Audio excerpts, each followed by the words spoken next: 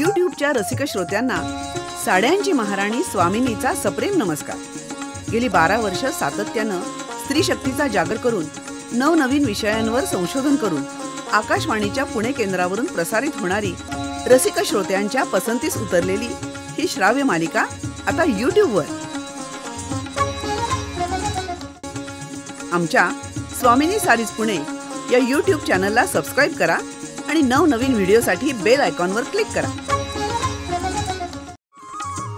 मानवी जीवनात, समाजात स्वास्थ्य व आनंद नांदावा, नवीन पिढीला हा सांस्कृतिक वारसा समजावा म्हणून ही मालिका सादर करीत आहोत. याद्वारे कुठल्याही अंधश्रद्धेचे अथवा अनिष्ट प्रथेचे आम्ही समर्थन करत नसून कुणाच्याही भावना दुखावण्याचा आमचा हेतू नाही.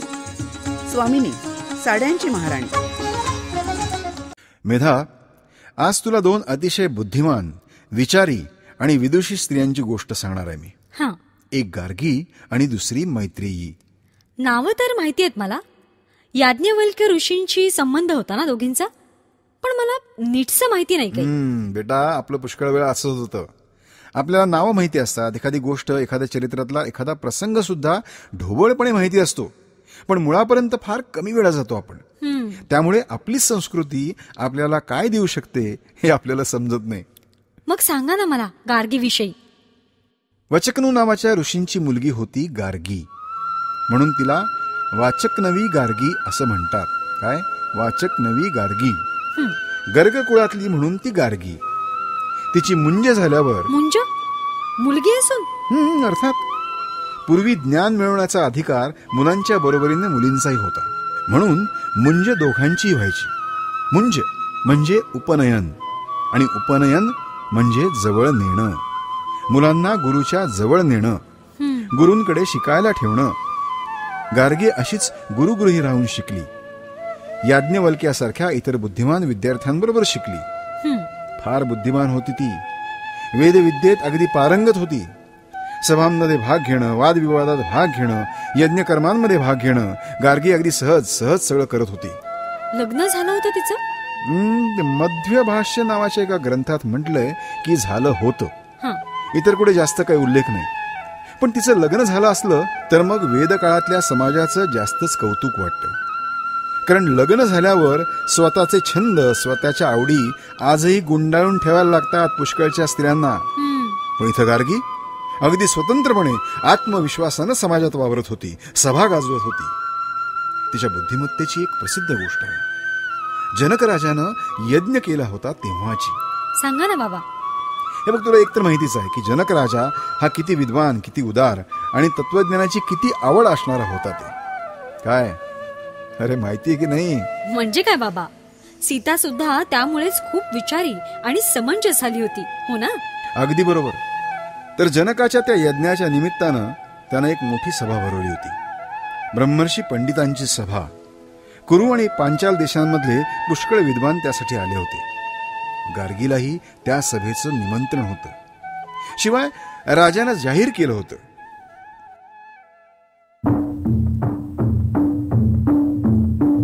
ऐका समस्त विद्वानांनो, ऐका. या सभेत जमलेल्या समस्त श्रेष्ठ विद्वानांनो, विचारवंतांनो, चिंतकांनो, पंडितांनो, ऐका. आपल्या सभा मंडपाच्या उजव्या बाजूला यज्ञस्थळाच्या जवळ असलेल्या मोकळ्या प्रांगणात राजर्षी जनक महाराजांच्या आज्ञेनं उत्तम जातीच्या दुभत्या आणि सुलक्षणी अशा 1000 गायी बांधल्या आहेत आणि प्रत्येक गायीच्या शिंगांना 10 सुवर्ण मुद्रा बांधलेल्या आहेत. या सभेत जो कोणी सर्वश्रेष्ठ ब्रह्मवेत्ता असेल त्यानं या गायी घेऊन जाव्या अशी महाराज जनकांची विनंती आहे. सर्वश्रेष्ठ ब्रह्मवेत्ता? तो कोण हे कसं ठरवायचं? महाराजांनी भलत्याच पेचात टाकलंय आपल्याला. गायींचा मोह होतोय मला, पण काय श्रेष्ठत्व सिद्ध करावं लागेल म्हटलं त्यासाठी. छे, हे काही आपलं काम नाहीये.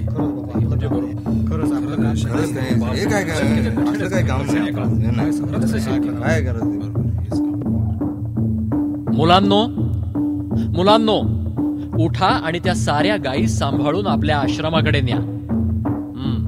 चला, सगळ्यांनी मिळून न्यायच्या त्या. तिकडे त्या उजव्या कक्षातून बाहेर जाता येईल. प्रवेशद्वार ते तिथं दिसतंय पहा. काय काय म्हणताय ते याज्ञवल्क्य? म्हणजे हे सगळ्या गायी घेऊन चाललेत की काय? अहो पहा पहा, याज्ञवल्क्यांनी सगळ्या गायी ताब्यात घेतल्या की.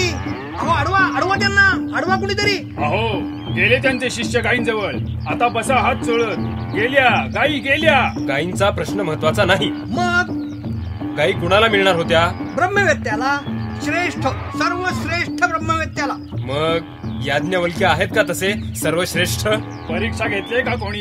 आधी सिद्ध करा म्हणावं. सिद्ध करा. हो आधी सिद्ध करा. सिद्ध करा. हो आधी सिद्ध करा. सिद्ध करा. हो आधी सिद्ध करा. थांबा थांबा, शांत रहा आपण सर्वजण. आणि मुनिवर याज्ञवल्क आपणही थांबा. का? आपण ब्रह्मवेत्ते आहात हे मान्य, पण आपण सर्वश्रेष्ठ ब्रह्मवेत्ते आहात. इतरांनी न जाणलेलं जाणणारे आहात हे आपल्याला सिद्ध करावं लागेल. गोधनाला त्याशिवाय हात लावू नये ब्रह्मर्षी. ठीक आहे मुलांनो, थांबा. इकडे येऊन बसा. पंडिते गार्गी, तुझी सूचना मला मान्य आहे, पण ज्या अर्थी तू सूचना केलीयस त्या अर्थी माझ्याशी ब्रह्मचर्चा करण्याची जबाबदारी तुझ्यावर येते, खरं ना? मला मान्य आहे मुनिवर. आपण पुन्हा असं नसथवा. सभाजन हो, आपणा सर्वांच्या साक्षीनी मी याज्ञवल्क्यांना काही प्रश्न करते. मुनिवर, या पृथ्वीचा मूलाधार म्हणजे पाणी, आप. पण या जलाचा, या पाण्याचा आधार कोणता? वायू. आणि वायूचा मूलाधार? अंतरिक्ष. त्याला कोणी आधार दिला आहे सांगाल? अर्थात गंधर्व लोकानं. आणि त्याचा आधार? आदित्य लोक. या आदित्य लोकाचा आधार चंद्रलोक. चंद्रलोकाचा? नक्षत्रलोक. आणि नक्षत्र लोकाचा? उघडच आहे देवलोक. मग देवलोकाचा आधार? इंद्रलोक. इंद्रलोक कशावर आधारला आहे ऋषीवर? प्रजापती लोक. आणि प्रजापती लोकाचा आधार? ब्रह्मलोक. ब्रह्मलोकाचा मूलाधार? ब्रह्मलोकाचा, बोला याज्ञवल्क बोला, ब्रह्मलोकाचा मूलाधार कोणता? बोला, सांगा. पुरेकर गार्गी, पुरेकर. थांबव तुझे प्रश्न, नाही तर तुझं मस्तक तुटून खाली पडेल, समजलं? थांब आता. ठीक आहे, मी थांबते. याज्ञवल्क्यांना सर्व गोष्टी ठाऊक आहेत हे आपण जाणतो. पण आता हे सभाजन हो, मी अखेरचे 2च प्रश्न विचारते. या प्रश्नांची जर योग्य उत्तरं त्यांनी दिली तर ते सर्वश्रेष्ठ आहेत असं आपण मान्य करायला हरकत नाही. मान्य आहे. आम्हाला मान्य आहे. विचारा. मुनिवर, धनुष्याची प्रत्यंचा ताणून त्याला लावलेल्या तीक्ष्ण बाणांसारखे माझे हे अखेरचे 2 प्रश्न ऐका. अवकाशात वसणारं असं कोणतं तत्व आहे जे कालही होतं, आजही आहे आणि उद्याही असणार आहे? ते तत्व कोणतं, कसं आहे ते? मला त्याचं स्वरूप समजावून सांगा. आणि त्याच्या मुळाशी विश्वाचं आधार केंद्र म्हणून आपण कोणत्या शक्तीकडे आणि त्या शक्तीच्या कोणत्या प्रक्रियेकडे निर्देश करू शकतो हेही सांगा. ब्रह्मलोकाचा आधार म्हणजे तेच तत्व आहे ना? ऐक गार्गी, आणि सभाजन हो तुम्ही ऐका. मी ब्रह्माचं स्वरूप तुम्हाला वर्णन करून सांगतोय. ऐका. जे डोळ्यांना दिसत नाही पण ज्याच्यामुळे डोळ्यांना दृष्टी प्राप्त होते, जे कानांना ऐकू येत नाही पण ज्याच्यामुळे कानांना ऐकू येतं, ज्याचं वर्णन करता येत नाही पण ज्याच्यामुळे वाणीला सामर्थ्य मिळतं, ते ब्रह्मतत्व. धन्य धन्य आहेत याज्ञवल्क्य. आज ब्रह्म साक्षात्कार घडवला महर्षींनी. मी प्रणाम करते याज्ञवल्क. आणि सभेत उपस्थित असलेल्या आपणा सर्वांना, सर्व विद्वज्जनांनाही विनंती करते की महर्षी याज्ञवल्कांचा सन्मान करा आणि ते सर्व श्रेष्ठ ब्रह्मवेत्ते आहेत याचा सन्मान म्हणून महाराज जनकांनी देऊ केलेलं गोधन त्यांनी स्वीकारावं अशी त्यांना आदरानं विनंती करा. ग्रेट बाबा, किती थोर होती गार्गी. याज्ञवल्क्यासारख्या ब्रह्मर्षीची तिने परीक्षा घेतली, त्यांच्याशी ब्रह्मचर्चा केली. नक्कीच ती थोर होती, धीट होती, प्रखर बुद्धिमान होती. पण अशी सभा गाजवणारी नसली तरी तिची भाची मैत्री सुद्धा बुद्धिमान होती बर का. आणि योगायोग बघा ना बाबा, ती याज्ञवल्क्यांची बायको होती, हो ना? बरोबर. याज्ञवल्क्य मुनींना 2 बायका होत्या. आजच्या सारखं तेव्हा एका लग्नाचं बंधन नव्हतं. तो काळ वेगळा होता, नियमही वेगळे होते. तर याज्ञवल्क्य ऋषींना 2 बायका होत्या, बरोबर. कात्यायनी आणि मैत्रेयी. कात्यायनी बिचारी साधी संसारी स्त्री होती. मैत्रेयी मात्र ज्ञानी आणि बुद्धिमान होती. जनक राजाचे प्रधान होते मित्र नावाचे, त्यांची ती मुलगी. तिची जगाकडे पाहण्याची दृष्टी अगदी वेगळी होती.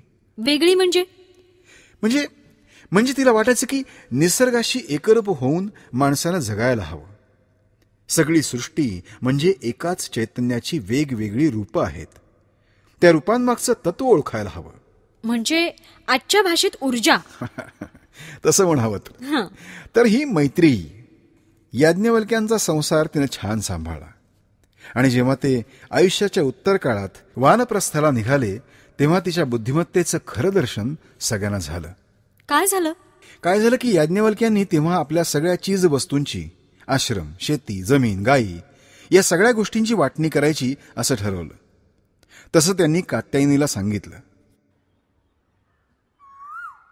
मला बोलावलं? हो, तुझ्याजवळ जरा मनातलं काही बोलायचं होतं. फार दिवसापासून मी विचार करतोय. कसला? आश्रमात तर सगळं ठीक चाललं आहे. नाही, आश्रमाचा नाही. मग मी माझाच विचार. मला नाही समजलं. आता आपण आपला विचार कसा काय करायचा? मुलं मोठी झाली आहेत. वेदव्रत 20 वर्षांचा झाला परवाच. पिप्पलात सुद्धा भावाच्या पावलावर पाऊल टाकून पाठोपाठ चाललाय. किती शहाणी मुलं आहेत. आता त्यांच्या संसाराचा, आश्रमाचा विचार करायचा आपण. मी तर म्हणते आश्रमाची जबाबदारी द्यावी आता एकेकावर सोपवून. माझ्याही मनात तेच आहे. आता मी सगळ्यातून मुक्त होईन म्हणतो. खरंच व्हा, चांगलं ठरवलं. विश्रांती घ्या थोडी, मुलांचा संसार पहा. नाही कात्यायनी. म्हणजे? मुक्त होऊन मी संन्यास घेणार आहे. काय? संन्यास? हे काय भलतंच? यात भलतंच काय आहे? सांग ना मला. अहो, तुम्ही मुळातच तपस्वी. संसार मांडलात तरी सामान्य माणसांसारखे थोडेच आहात. ज्ञानी आहात, महर्षी आहात. आजवर संयमानं राहिलात. फक्त स्वतःचा विचार करून नाहीच जगलात. ज्ञान मोकळ्या मनानं वाटलं. किती बटू राहून गेले या आश्रमात. किती मुलं शिकून मोठी झाली. ज्ञानाचा प्रसार करायला ती 10 दिशांना गेली. हो, तृप्त आहे मी. संहिता लेखन डॉक्टर अरुणा ढेरे. शीर्षक गीत धनश्री गणात्रा. सहभाग रवींद्र मंकणी, हिमानी निलेश, वृषाली पटवर्धन, सुनेत्रा मंकणी, अन्वय बेंद्रे, अश्विन फडके, धीरेश जोशी, निमिष तोटे. निर्मिती रोहन साय, पुणे. निर्मिती संयोजक शेखर काळे. ध्वनिमुद्रण व्हायब्रेनिया द स्टुडिओ, पुणे. आमचा पत्ता स्वामिनी, विझिलँड बिल्डिंग, कुमठेकर रोड, पुणे. साड्यांची महाराणी स्वामिनी. आमच्या स्वामिनी सारीज पुणे या YouTube चॅनलला सबस्क्राईब करा आणि नवनवीन व्हिडिओसाठी बेल आयकॉनवर क्लिक करा.